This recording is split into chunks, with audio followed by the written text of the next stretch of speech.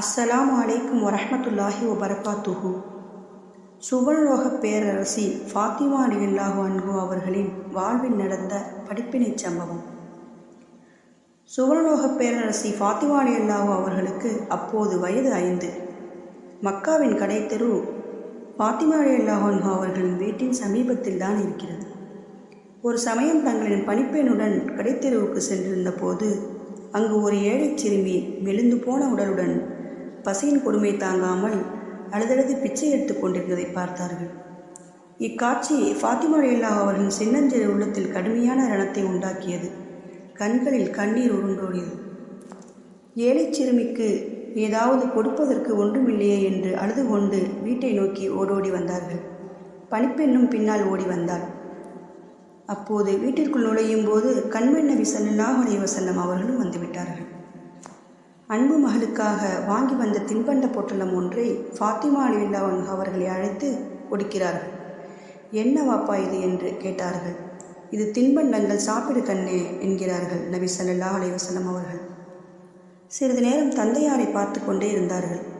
கண்மணி ஃபாத்திமாவின் நிலை அறிந்த நபி ஸல்லல்லாஹு அலைஹி வஸல்லம் அவர்கள், என்னம்மா வேண்டும், ஏதோ சொல்ல நினைக்கிறாய், தைரியமாக சொல்லம்மா என்கிறார்கள். நான் கடைத்தெரு வரை சென்று வர அனுமதி வேண்டும் தந்தையே என்றார்கள்.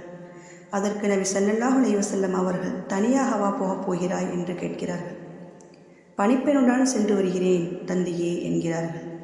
சென்று சீக்கிரம் வந்துவிடம்மா என்றார்கள். தந்தையின் அனுமதி கிடைத்தவுடன் பணிப்பெண்ணுடன் கடைத்தெரு நோக்கி ஓடினார்கள்.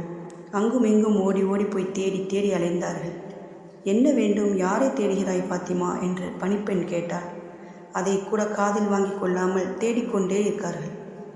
ஏதும் புரியாத நிலையில் பணிப்பெண்ணும் ஃபாத்திமா ரலியல்லாஹு அன்ஹா அவர்கள் கூடவே ஓடிக்கொண்டிருந்தார்கள். கடைசியில் கடைத்தெருவின் கடைசி முனையில் ஏழை சிறுமி நின்று கொண்டிருந்தார்.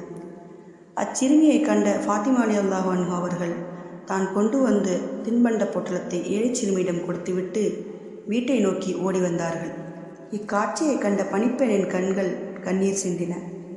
ஃபாத்திமா ரலியல்லாஹு அன்ஹா அவர்களின் இரக்கமுள்ள ஈர நெஞ்சை நினைத்து நினைத்து சந்தோஷமடைந்தார்.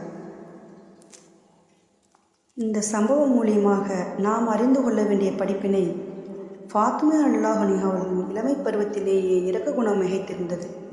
ஏழைச் சிறுமியின் கண்ணீர் துளிகள் ஃபாத்திமா ரலியல்லாஹு அன்ஹா அவர்களின் உள்ளத்தில் மாபெரும் மாற்றத்தை ஏற்படுத்தியது. தான் தின்பதற்கு தந்தை வாங்கி வந்த தின்பண்டம் இரக்க குணத்தால் ஏழைச் சிறுமியின் பசி நீங்கியது. இது ஃபாத்திமா ரலியல்லாஹு அன்ஹா அவர்களுக்கு மன நிறைவை தந்துள்ளது. சிறு வயதிலேயே தந்தையின் அனுமதி கேட்டு செய்யும் நல்ல குணம், தர்ம சிந்தனை, உதவிடும் கைகள், ஈர நெஞ்சம் அனைத்தும் நமக்கு பெரும் படிப்பினை அளித்தருகிறது.